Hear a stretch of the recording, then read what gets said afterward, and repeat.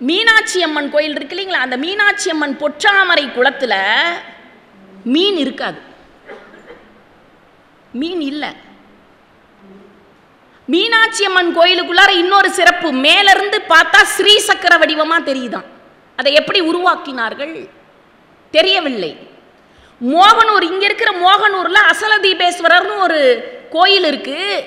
அங்க அந்த தீபம், அசல தீபேஸ்வரர் தீபம் கொஞ்சம் கூட ஆடாதான், அசையவே அசையாத அசல தீபேஸ்வரர். வியாசர் பாடியில ரவீஸ்வரர்னு ஒரு கோவில், அந்த கோவில்ல சிவபெருமான் மீது, இதெல்லாம் நீங்க போய் பாருங்க.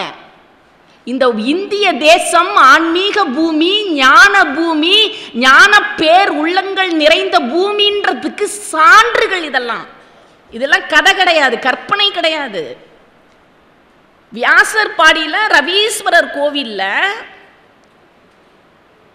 சிவபெருமான் மீது சூரியனுடைய ஒளி தினம்தோறும் மாலையாக விழுகிறது, மாலையாக. இது எப்படி தினம்தோறும்? திருப்பூர் அருகில பைரவர் கோயில்ல குழந்தை 1 மாதத்தில் கருவறையில் எப்படி இருக்கும், 2 மாதத்தில் எப்படி இருக்கும், 3 மாதத்தில் எப்படி இருக்கும், 10 மாதம் அந்த குழந்தைகள் எப்படி இருக்கும் என்பதை சிற்பமாக வடித்து வைத்திருக்கிறார். திருப்பூர்ல போய் பாருங்க. இங்க இருக்கிற நம்ம திருப்பூர்ல சிதம்பரம் நடராஜர் கோயில், எம்பெருமான் சிற்றம்பலத்தான் நடனமாடிக்கொண்டிருக்கக்கூடிய அந்த கோவில், உள்ளம் பெருங்கோவில் ஊனுடம்பு ஆலயம் வள்ளல் பிரானார்க்கு வாய் கோபுர வாசல் தெல்லத் தெளிந்தார்க்கு ஜீவன் சிவலிங்கம் கள்ளப்புலனைந்தும் காளா மணிவிளக்கே என்று திருமூல நாயனார் பாடினாரே. அந்த கோயில் 50 ஏக்கர் நிலப்பரப்பு, 50 ஏக்கர். அதுல ஆலயம் மையத்தில் இல்லாமல் தள்ளி இடது பக்கமாக இருக்கிறது. ஏன்? இதயம் மனிதனுக்கு இடது பக்கத்தில் தானே இருக்கிறது, அதனால் ஆலயத்தை இடது பக்கத்தில் வைத்திருக்கிறார்கள். சரியா? 21,600 ஓடுகள், பொன் ஓடுகள் வேயப்பட்டிருக்கின்றன. 21,600 ஓடுகள். அது என்ன 21,600 ஓடுகள்? இதுதான் ஒரு நாளைக்கு மனிதன் மூச்சை உள்ளே இழுத்து வெளியே விடுகின்ற எண்ணிக்கை 21,600. அம்மா கரெக்டாம்மா கணக்கு நான் சொல்றது? இந்த 21,600 ஓடுகள் வெய்யப்பட்டிருக்கிறது. அந்த ஓடுகளை இணைப்பதற்காக ஆணிகள் அடித்திருக்கிறார்கள். 72,000 ஆணிகள் அடித்திருக்கிறார்கள். அது என்ன 72,000 ஆணிகள் என்றால், அதுதான் நம்முடைய உடலிலே உள்ள நாடி நரம்புகளின் எண்ணிக்கை 72,000.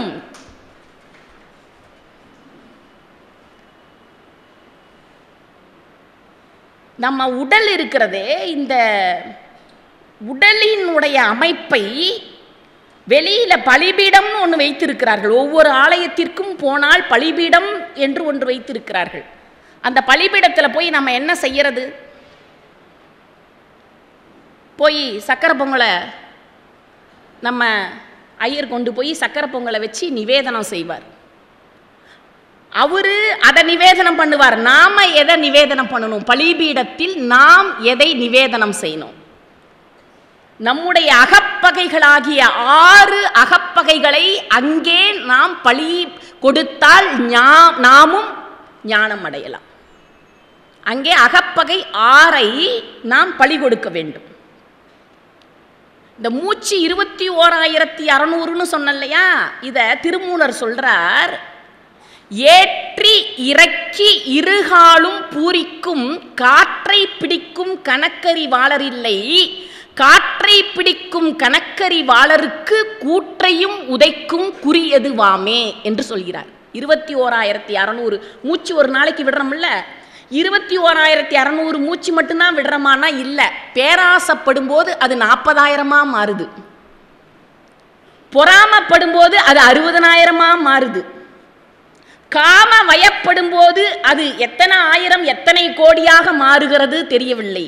லோபத்தில் இருக்கும்போது, குரோதத்தில் இருக்கும்போது, மோகத்தில் இருக்கும்போது இந்த 21,600 மூச்சியினுடைய அளவு அதிகரித்து கொண்டே போய் அவன் 100 ஆண்டுகள் வாழ்வதற்கு பதிலாக மிக குறைந்த ஆயுளை அடைந்து விடுகிறான். இந்த 21,600 மூச்சையும் கட்டுப்படுத்த வேண்டும் என்று திருமூலர் சொல்றார்.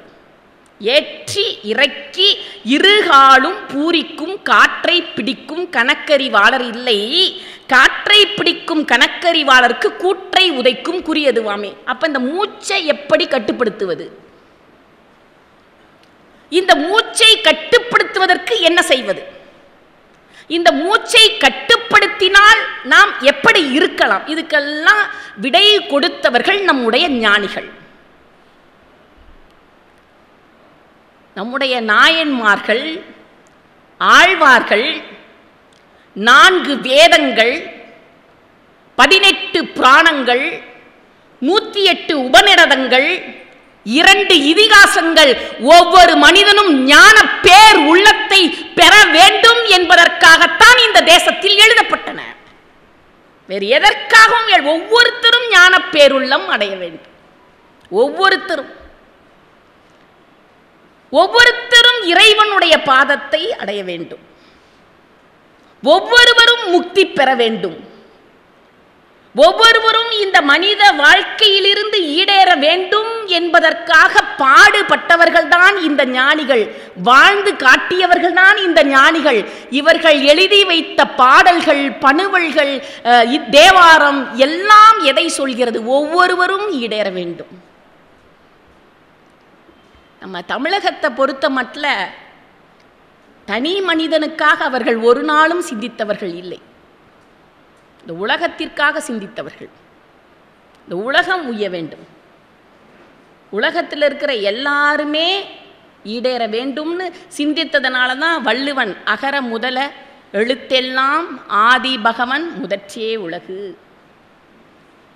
பெரிய புராணம் எழுதிய சேக்கிழார் உலகெல்லாம் உணர்ந்து ஓதற்கரியவன் நிலவுலாவிய நீர்மலி வேணியன் அழகில் சோதியன் அம்பலத்து ஆடுவான் மலர் சிலம்படி வாழ்த்தி வணங்குவோம். உலகத்திற்காக.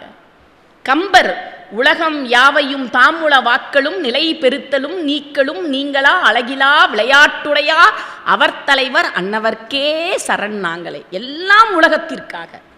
உலகத்தை பற்றி சிந்தித்தவர்கள் தமிழர்களே அன்றி உலகத்தில் வேறு எவரும் இல்லை. இந்த உலகம் ஈடேற வேண்டும்னு சிந்தித்தவர்கள் தமிழர்கள். வேற யாரும் இந்த உலகத்தை பற்றி கவலைப்படவே இல்லை. இந்த உலகத்திற்காகத்தான் நாங்கள் எல்லாவற்றையும் சொல்கிறோம் என்று சொன்னவர்கள் நம்முடைய தமிழர்கள். அன்பிற்கினிய பெருமக்களே, இந்த ஞான பேர் உள்ளம் அடைவதற்கு இந்த கலிகாலம் ரொம்ப கடினமானது. ஞான பேருள்ளம்லாம் நம்ம அடையிறது மிக